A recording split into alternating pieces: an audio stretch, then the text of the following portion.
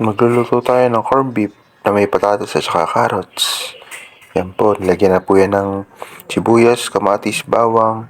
Ginisa na po yan at lagyan na po ng carrots saka patatas. At yan po, lalagyan na po ang corned beef. Yan po. Tara po yan, try nyo.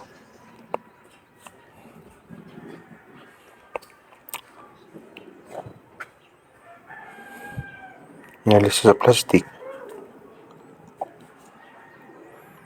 Yan po mga ganyan na nabibili sa mga frozen store sa palengke. Yung mga ganyan style ng corned beef. Mura po yan, yung ganyan.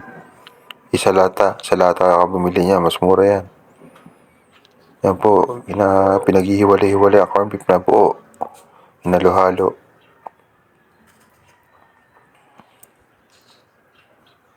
Hinalo-halo para po magkumalat ang corned beef. Humalo sa patatas at saka carrots.